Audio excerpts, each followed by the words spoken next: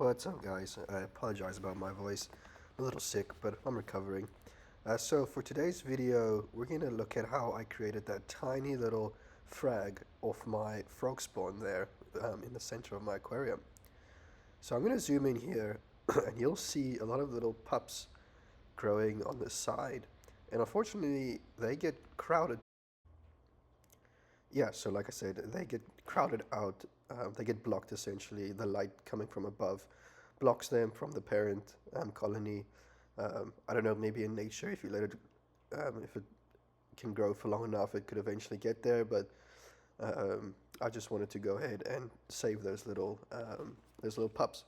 So what I'm going to do is I'm just going to take a little bucket here on the side, fill it with some salt water, prepare a drill. You'll see why in a little bit. And then I'm going to just go ahead and take the parent coral out.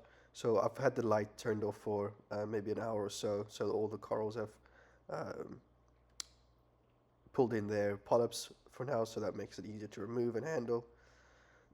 Just make sure that we get good water coverage so no part of the coral dries out. Alright, so now you can see up close what those little pups look like. They're just kind of little stalks that grow on the side of the parents.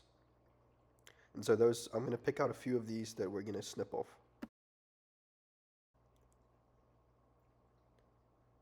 Alright, so here you can see me cutting them, and just once they are cut, they kind of stick to my little pliers there.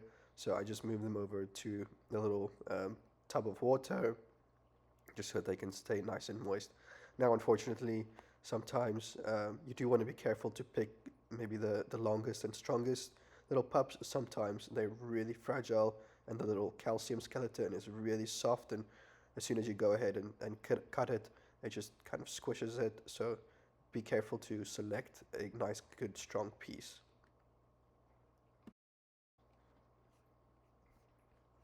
Alright, looks like I've cut enough off, and I'm going to go ahead and put the coral back into the water.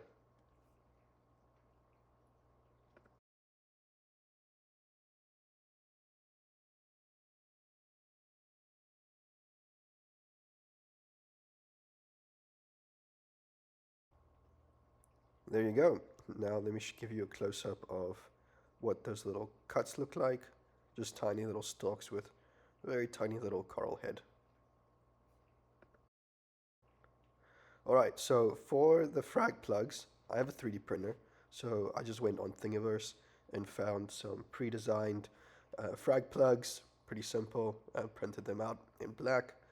I had to use a raft on my printer settings.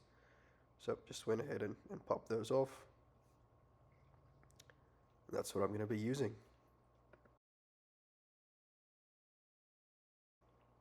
So I find drilling a tiny hole first helps. Kind of about the diameter of the hole should be just slightly bigger than the diameter of the little coral pup.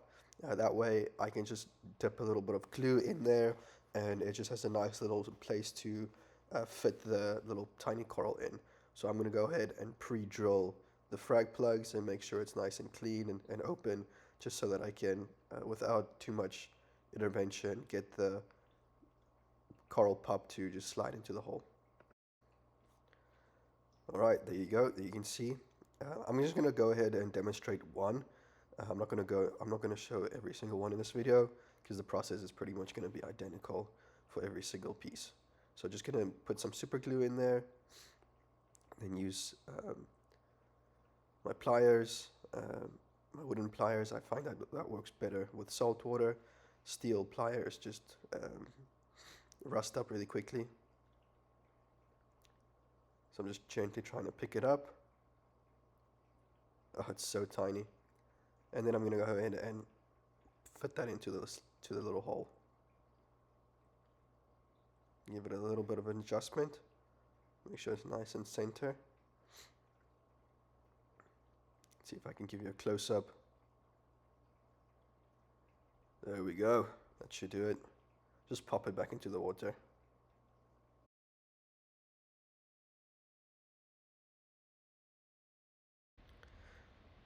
Alright, so now we're pretty much done. I'm just gonna go ahead and place all those frag plugs into the aquarium, and then you can see. So hopefully, very soon, we'll have more little frags like the one you see there in the middle. Thank you for watching. Bye bye.